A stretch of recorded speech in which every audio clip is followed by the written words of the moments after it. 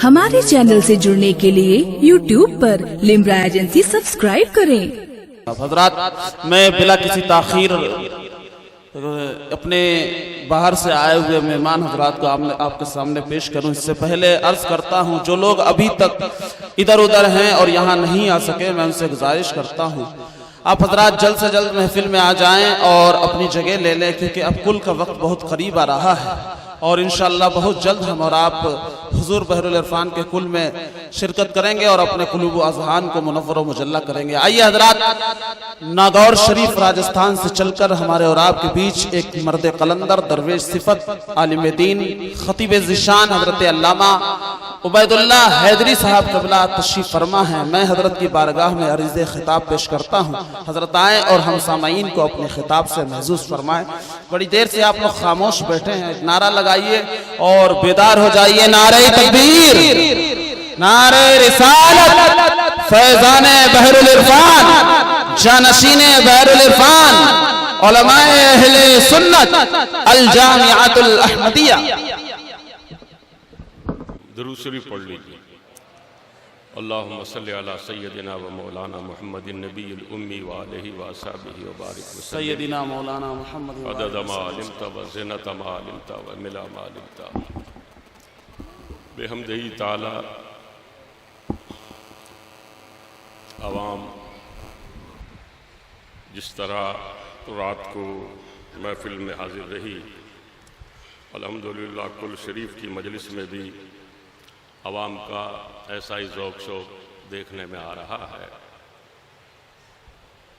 हज़रत बहरुल इरफान अल्लाह तबारक व तआला ने मिल्लत का, कौम का, उम्मत मुस्लिमा का वो दर्द आपको अल्लाह ताला ने अता फरमाया था कि जो दर्द हमें और आपको किसी और सीने में नज़र नहीं आता। माफ़ करना, इसलिए कि हज़रत उम्मत मुस्लिमा को मुत्तहिद करने में आपने बड़ी कोशिशें फरमाई और आप इसी में लगे रहे। बहुत सी मजलिसों और स्टेजों पर आपने हमने जिस खानकाह का या जिस पीर खाने का जलसा होता है तो उसी सिलसिले के मशाइख, उलमा वगैरह वहाँ पर आपको और हमें देखने को मिलते हैं। मगर मुफ्ती आफाक साहब का शुरू से लेकर आखिर तक आपका ये मामूल रहा कि जितनी भी हिंदुस्तान में बड़ी बड़ी खानकाहें हैं उन सब के सज्जादा नशीन एक स्टेज पर आपको हमें नजर आते थे। ये अगर किसी में सिफत नजर आती है तो तन्हा हजरत बहरुल इरफान में नजर आई। इसी तरह इमाम रब्बानी मुजद्दिद अल-फ़सानी की नियाबत करते हुए हजरत दानिशवान कौम से, स्कॉलर से और जो मंत्री किस्म के लोग हैं, साहिबान इक़्तिदार हैं, उनसे आप बराबर राब्ते में रहते हैं। हुजूर सरकार इमाम रब्बानी मुजद्दिद अल-फ़सानी रहमतुल्लाह अलैह ने जब अकबर को देखा कि इसने दीन इलाही का ऐसा रंग रचाया, तो हजरत ने जो अकबर के अरकान सल्तनत थे उनसे आपने राब्ते कायम फरमाए, उन्हें खतूत लिखे और खतूत में आपने ऐसी प्यारी प्यारी सतरें और ऐसे मीठे मीठे बोल आपने लिखे कि उन लोगों को हजरत की बारगाह में अपने आप को सुपुर्द कर देने का उन लोगों ने तहिया कर लिया और हजरत के सही ढंग से वो अकीदतमंद हो गए। तो अकबर के मरने के बाद फिर वो सारे अरकान सल्तनत हजरत ही के यूं समझिए कि दामन करम में आ गए और दोस्तों राह हमवार हो गई और दीन रसूल पाक का अजसर नो वापस जिंदा कर दिया गया। तो बेहम्दिही ताला हजरत ने भी हुजूर सरकार इमाम रब्बानी मुजद्दिद अल-फ़सानी रहमतुल्लाह अलैह के इस तरीक़े कार को आपने अपनाया और आपने हर तरफ आपने रवाबित अपने बढ़ाए, यहाँ तक के यूं समझिए साहब के हजरत ने इस हिंदुस्तान के अलावा भी आपने दीगर खानकाहों से और वहाँ के बुजुर्गों से आपने अपने राब्ते वगैरह कायम फरमाए।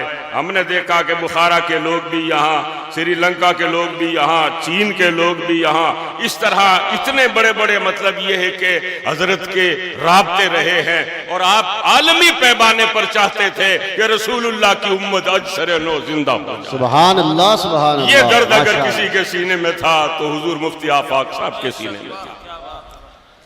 और ये बात भी कहने में मैं हक बजानिब हूँ, और ये बिल्कुल खुली बात है, मैं कोई गुल्लू वगैरह नहीं कर रहा हूँ। हमने अक्सर दारुल उलूम के किसी भी इदारे के मोहतमिम को अगर हमने देखा है तो बहुत सी जगह पर इल्ला माशा अल्लाह कि भाई जब कभी भी किसी जगह जलसा वगैरह उनके इदारे का हो रहा है तो देखा गया है कि मोहतमिम साहब या जो वहाँ के बानी मबानी हैं वो बहुत टाइम के बाद तशरीफ लाते हैं।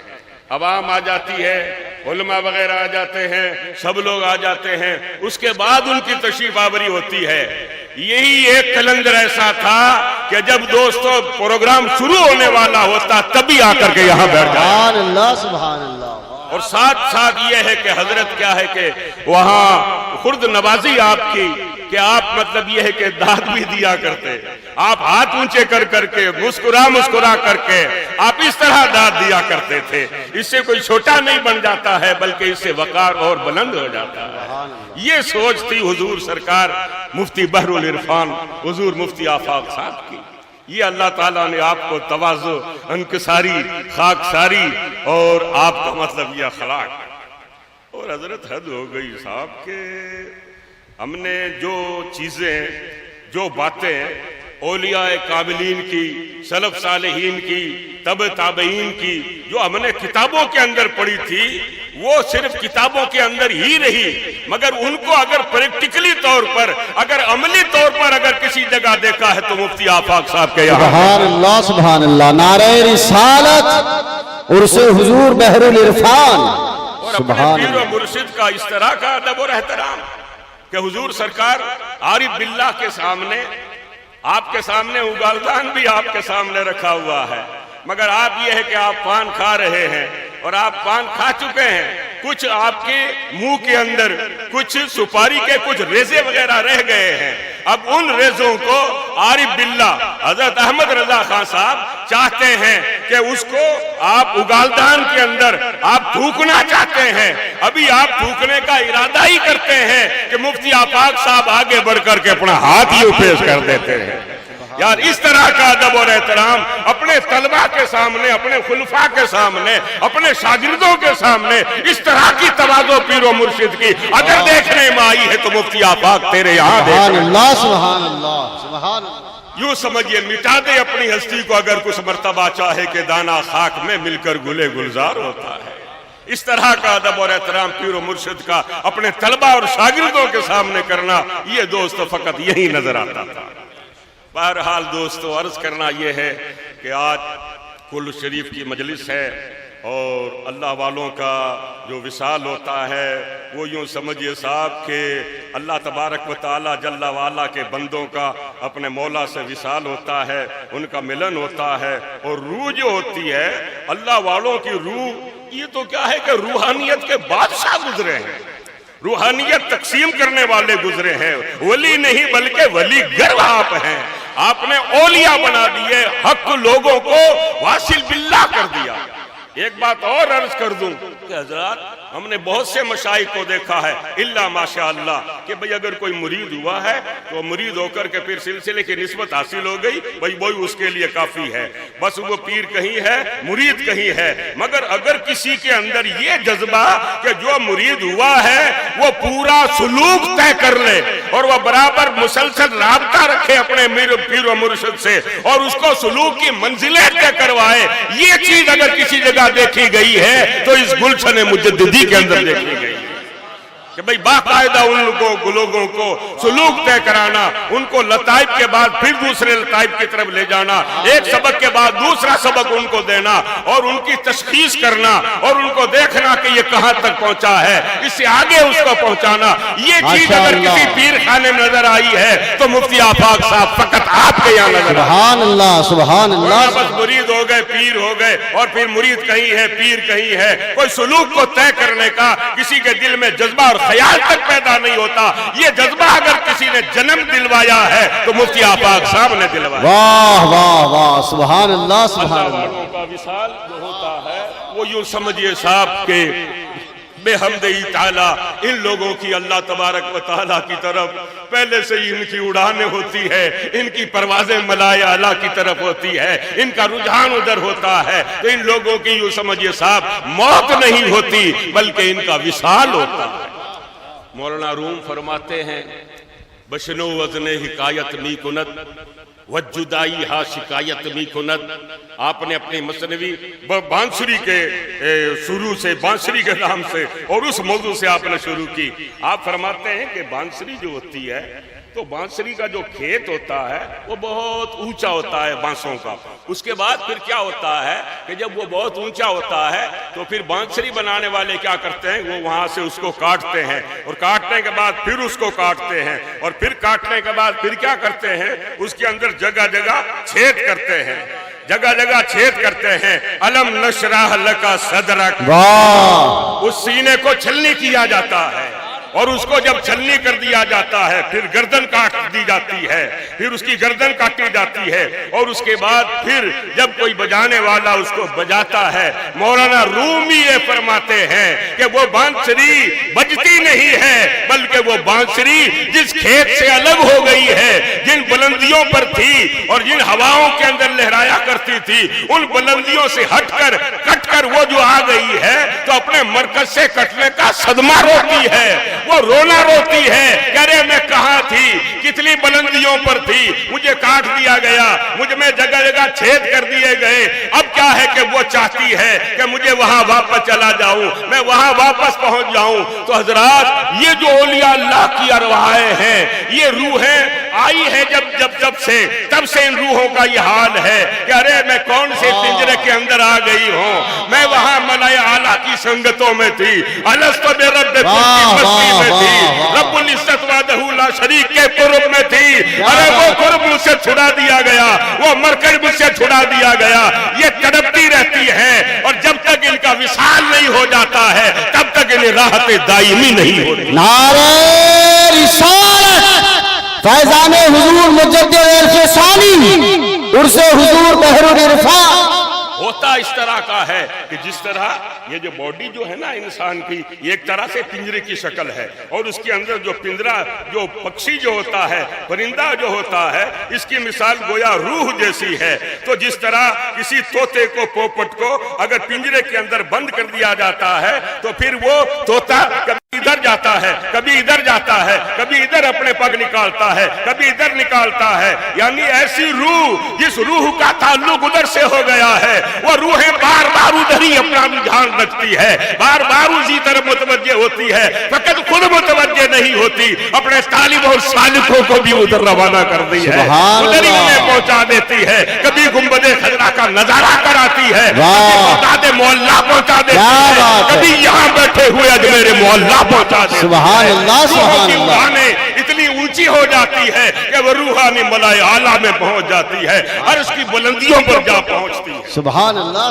तो फिर दोस्तों जब दूसरों की रूहों के लिए हाल है तो उनकी खुद की रूह का आलम क्या होगा।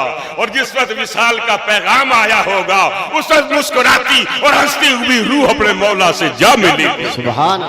ये हमेशा की जिंदगी है। कौन कहता है कि मोमिन मर गए, कैद से छूटे और अपने घर गए। और हजरात अल्लाह वालों की वफात दोस्तों ऐसी वफात है कि हदीस पाक में आता है कि आइए एक और अबू अली शाह कलंदर रहमतुल्लाह अलैह, उनका क्या है कि जब वो पैदा हुए थे ना तो रोना बंद नहीं हुआ उनका, रो रहे थे। वो देखो रूह की उड़ान की और रूह के वहां से आने के बाद परेशान हो जाने की, रोने की, गिड़गिड़ाने की कि मैं कहाँ मरकज से अलग हो गई, मैं कहाँ थी और कहाँ आ गई। तो अबू अली शाह कलंदर साहब अब पैदा हुए, रो रहे हैं। एक दिन हो गया, 2 दिन हो गए, 3 दिन हो गए, रोना बंद नहीं हो रहा। घर वाले परेशान, ननियाल वाले परेशान, ददियाल वाले परेशान, माँ परेशान, बाप परेशान, फखरुद्दीन साहब परेशान।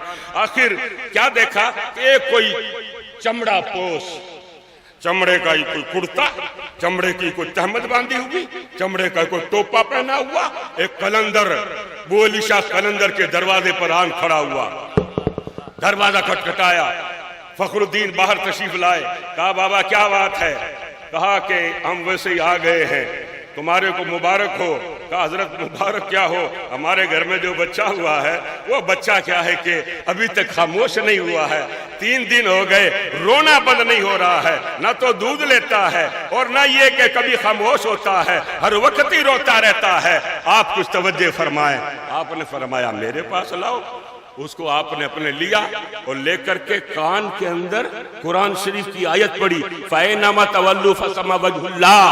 फरमाया वो अली कलंदर फिक्र मत कर, वो अली तो उधर से आया है इधर आया है, तू ये समझ रहा है कि वो जलवे मुझसे छूट गए हैं। वो अली जिधर भी रुक करोगे जलवे उसी के उसी के, सुभान अल्लाह, इधर भी सुभान जलवे अल्लाह। उसी के हैं, इधर भी जलवे उसी के हैं, इधर भी जलवे उसी के हैं। तो कुछ रूहें होती है जो पहले वहां से आशना होती है, उन आशना रूहों का ताल्लुक उधर से जुड़ा हुआ रहता है, और जिस दिन विशाल होता है उस दिन उनकी गोया ईद हो जाती है। सुभान अल्लाह, सुभान अल्लाह। हाँ हाँ, देखिए साहब, वो हदीस शरीफ की बात कर रहा था, हदीस पाक में है, अल्लाह पाक फरमाता है कि मुझे कभी तरद्दुद नहीं होता। अब आप उलमा हजरात बैठे हो, तरद्दुद किसको कहते हैं? अवाम की समझाइश के लिए, तरद्दुद कहते हैं किसी भी शय के बारे में, किसी भी चीज के बारे में ये ख्याल करना कि ये करूं कि नहीं करूं। जैसे कोई सौदा कर रहा है किसी गाड़ी का या किसी प्लॉट का या किसी मकान का, और वो नफे की भी उम्मीद है और उसको नुकसान का भी खतरा है, तो वो ख्याल करता है कि लूं कि नहीं लूं, लूं या नहीं लूं, कहीं नुकसान नहीं हो जाए, कहीं ये नहीं हो जाए, कहीं क्या करूं, लूं या नहीं लूं। इसको कहते हैं तरद्दुद। अल्लाह ताला जो है वो पाक है, हर ऐब से पाक है, और तरद्दुद इससे भी वो पाक है। मगर वो फरमाता है कि मुझे तरद्दुद नहीं होता, मगर एक जगह तरद्दुद मुझे भी होता है। मौला तुझे तरद्दुद होता?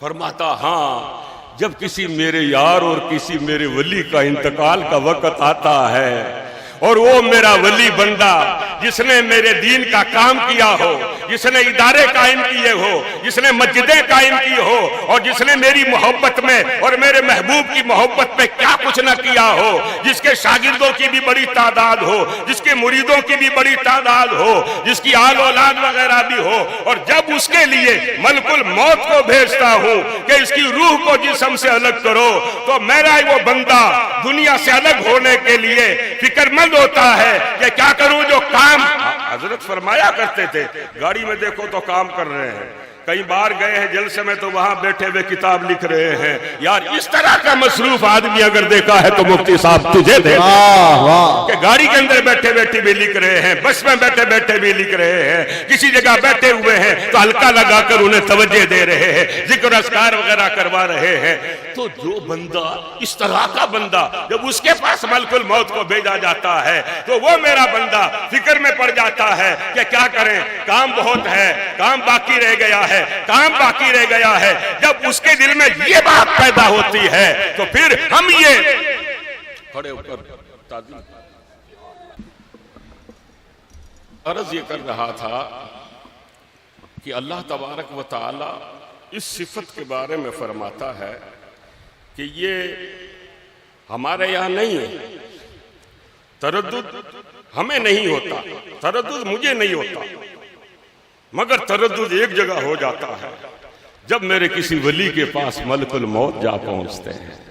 फिर वो फिक्र में होता है कि क्या करें, काम बाकी रह गया है और जाना पड़ रहा है। वो फरमाता है कि मुझे होता है, इस बंदे को बुलाया जाए। फिर रब तबारक व तआला फरमाता है कि मेरी तरफ से ऐसे इंतजामात हो जाते हैं, जन्नत की बहारें उसके सामने कर दी जाती है, मेरी नेमतें उसके सामने कर दी जाती है, मेरी जलवा नुमाई उसके सामने हो जाती है, मुस्तफा का रुखे अनवर उसके सामने जब हो जाता है तो फिर उस बंदे का दिल करता है कि मैं चला जाऊं, मैं मेरे मौला से जा मिलूं, मैं मेरे रब तबारक व तआला से मेरी मुलाकात हो जाए। सुभान तो अल्लाह, दोस्तों ये हाल है अल्लाह के बंदों के विसाल का, उनके इंतकाल का। और हुजूर बहरुल इरफान की, इनकी तो क्या बात करें दोस्तों। ये तो हमेशा यही आपकी जबान पर अल्फाज रहते कि क्या करें, काम बहुत है वक्त थोड़ा है, काम बहुत है वक्त थोड़ा है। और हम लोगों के यहाँ हाल ये है कि हम लोगों के यहाँ काम की कोई आपको और हमें परवाह नहीं है, और इनके यहाँ तो हर वक्त काम ही काम, काम ही काम, काम ही काम। और दोस्तों अल्लाह तबारक व तआला ने वो ज़ौक़ और वो शान और वो अज़मतें अता फरमाई कि जिस शख्सियत ने, जिस हस्ती ने जर्रे को आफताब बना दिया। क्या बात है, आफताब बन गए, कोई आफताब बन गए, कोई मजमुए बरकात बन गए, कोई सादतें लिए हुए अहमद सईद हो गए। हज़रात देखें तो सही, किसी को कमर को ज़िया अता फरमा दी। ये सारी शानें किसने दी है? ये सब मुफ्ती साहब आपके फैज़ करम ने दी। सुभान अल्लाह, सुभान अल्लाह। अल्लाह तबारक व तआला आपके फयूज़ व बरकात से आपको और हमें माला माल फरमाए। हाँ, ये कुल की मजलिस जो है इसमें ये है कि दोस्तों आपके हमारी तरफ से हजरत की बारगाह में तोहफे वगैरह, जैसे किसी की शादी होती है तो तोहफे वगैरह वो लोग पेश नहीं करते हैं। सहेलियां वगैरह कहती है मेरी सहेली की शादी है, तोहफा पेश करो, तो माँ कहती बेटा एक लेमन शेड पेश कर दे। वो कहती नहीं, इससे क्या होगा, जरा अच्छा पेश करें ताकि क्या है कि कल अपना जब काम पड़ेगा तो अपने काम आएगा। तो हजरात आज कहा क्या है कि आज इनके उर्स का दिन है, तो आपको और हमें कुछ पेश करना है, और पेश भी इस नियत से करना है कि हम पेश करेंगे तो हमें रिटर्न वापस अच्छा मिलने वाला है। हाँ, मेरे करीम से अगर कतरा किसी ने मांगा, दुर्बे बहा दिए हैं। तो दोस्तों ये तोहफे ताइफ के पेश करने का वक्त है। अल्हम्दुलिल्लाह हम अहले सुन्नत वल जमात हैं, और वैसे वहाबी फिरका जो है वो हिस्सा सवाब का सिरे से मतलब ये है कि मुनकिरी है, जबकि उनके खुद के रशीद अहमद गंगोई की मलफूजात में ये बात दर्ज है कि एक कोई शख्स था जिसके क्या है कि इंतकाल हो गया और वो अजाब के अंदर गिरफ्तार था। उसने वहाँ किसी गाँव के, उस गाँव के किसी बुजुर्ग को ख्वाब में कहा कि मैं अजाब में गिरफ्तार हूँ, मेरी बेटी को कहो कि कुछ सदका खैरात करे। कहा भी तुम्हारा और कोई लड़का वगैरह? का लड़का वगैरह नहीं, लड़की है मेरी। कहा ठीक है। वो बेचारे नाम पता पूछ लिया, और नाम पता पूछ करके उस मोहल्ले के अंदर गए। जाकर पूछा कि भाई वो लड़की कहाँ रहती है? फलां की बेटी है और फलां उस लड़की का नाम है। उन्होंने कहा कि अरे भाई आप उस लड़की को क्या पूछ रहे हो, वो लड़की तो मॉडर्न है, वो लड़की तो क्या है कि बदमाश किस्म की लड़की है, आपका क्या काम उससे? उन्होंने कहा नहीं मुझे कोई काम है। तो कहा ठीक है, कहाँ है वो लड़की? कहा वो तो नदी के किनारे, दरिया के किनारे वो पिकनिक मनाने गई है, उनके साथ उसकी सहेलियां वगैरह है, वो वहां गई हुई है, आप जाओ अगर मिलना है तो। बुजुर्ग ने कहा भाई मैंने क्या है कि उस बेचारे से वादा कर लिया है और वो बेचारा अजाब में गिरफ्तार है, तो कम से कम उसकी लड़की को ये मैसेज तो दे दूं कि तेरा बाप अजाब में गिरफ्तार है, उसको कुछ न कुछ सदका खैरात कर। तो दोस्तों वो बुजुर्ग वहां तशरीफ ले गए। वहां पर लड़कियों का जमघटा था, बैठी हुई थी चारों तरफ। तो उसने पूछा अरे भाई फला लड़की कहाँ है? कहा भाई वो वहां बैठी नदी के किनारे, वहां हाथ मुंह धो रही है, पानी पी रही है, जाओ आप। वो बुजुर्ग वहां गए, जाकर कहा अरे भाई तुम्हारा ये नाम है? उसने कहा हाँ। तेरे पापा का ये नाम है? कहा हाँ। क्या बात है? कहा बेटा मैंने तेरे बाप को ख्वाब में देखा है, अजाब में गिरफ्तार है। तेरे पापा ने कहा है कि मेरी लड़की को कहना कि मेरे लिए कुछ वो सदका खैरात करे। वो लड़की मॉडर्न थी, बदमाश किस्म की थी, उससे सवाब से अजाब से कोई लेना देना ही नहीं था। उसने कहा ये कौन कबाब में हड्डी बनकर आ गए? कहा ठीक है बाबा सदका कर देंगे।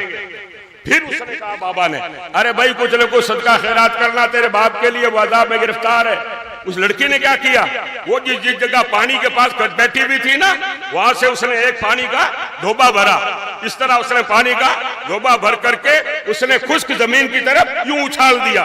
कहा लो मैंने सदका कर दिया है, जाओ आप। क्या बात। वो बुजुर्ग बेचारे वापस चले गए। कहा कैसी बदमाश है कि इसने अपने बाप के लिए कुछ कर ही नहीं रही है, और ये पानी का भर करके इस तरह इसने फेंक दिया और कह रही है कि जाओ सदका कर दिया। वो बेचारे वापस चले गए मायूस होकर के। फिर उन्होंने ये बात रशीद अहमद साहब गंगोई की किताब में दर्ज है, जो इसाले सवाब के उनके जो चाहने वाले हैं या उनके पहले वाले हैं, उन लोगों का हाल ये है। हालांकि इमदादुल्लाह मुहाजिर मक्की मदनी रहमतुल्लाह अलैह उनको क्या है कि मकतब देवबंद वाले तो मानते ही मानते, हम भी अहले सुन्नत वल जमात भी मानते हैं उनकी अजमत और शान को। बहरहाल अब उसने लड़की ने इस तरह पानी फेंक दिया खुश्क जमीन की तरफ और वो बुजुर्ग चले गए। अब वो बुजुर्ग साहब दिन गुजरा, शाम हुई, रात को ईशा की नमाज पढ़ी, उसके बाद जब तहज्जुद के लिए उठे, तहज्जुद कब पढ़ करके जब वापस सोए तो क्या देखा, उस लड़की का बाप आया और आकर ख्वाब में क्या कहता है, हजरत बहुत बहुत आपका शुक्रिया, मेरा अजाब टल गया है, सुभान अल्लाह, मेरे को अल्लाह ने जन्नत दे दी। सुभान अल्लाह। अरे उसने कहा तेरे बाप ने तेरी औलाद ने तो कुछ किया ही नहीं, तेरी बेटी ने तो कुछ किया ही नहीं, और तेरे को जन्नत कैसे मिल गई, तेरा अजाब कैसे टल गया। उसने कहा हजरत आपने देखा ना, कहा क्या, कहा मेरी लड़की ने इस तरह पानी भर करके खुश्क जमीन की तरफ फेंका था ना, कहा हाँ, कहा वहां उस खुश्क जमीन में एक जगह बिल था, उस बिल के अंदर छोटा सा कोई जिनावर था, छोटा सा कोई जीवड़ा था, उस जीवड़े को क्या है कि प्यास लगी हुई थी, उसको प्यास लगी हुई थी, उसके कंठ और उसका गला सूखा हुआ था। मेरी बेटी ने जब वो पानी उधर फेंका, उसके कुछ कचरे उसके मुंह पर जा चले गए और उसके कंठ और गला गीला हो गया। अल्लाह तबारक व तआला को यही अल्लाह पसंद आ गई और रब तबारक व तआला ने मेरी बख्शिश फरमाई। सुभान अल्लाह, सुभान अल्लाह। मुझे बताओ साहब, अल्लाहु अकबर, या रसूल अल्लाह, मुझे बताओ साहब, हुजूर मुफ्ती साहब का क्या मकाम और मर्तबा और रहमतें किस तरह निछावर हो रही होंगी कि जिन्होंने अपने तलबा के लिए पानी का बंदोबस्त भी किया, जिन्होंने खाने का बंदोबस्त भी किया है, रहने सहने का बंदोबस्त भी किया है, तालिबात की तालीम का भी बंदोबस्त किया है, स्कूलें भी चल रही है, डिग्री कॉलेज का भी प्लान है, क्या कुछ नहीं हो रहा है रसूलुल्लाह की उम्मत के लिए दोस्तों। अब बताओ ये सदका जारिया नहीं है तो और क्या है। ये वो ऐसे सवाब है कि जिन सवाबों का सिलसिला कयामत तक मुनक़ता होने वाला नहीं है। जो जो सवाब बढ़ता जाए, जो जो दर्जात बुलंद होते जाए। सुभान अल्लाह।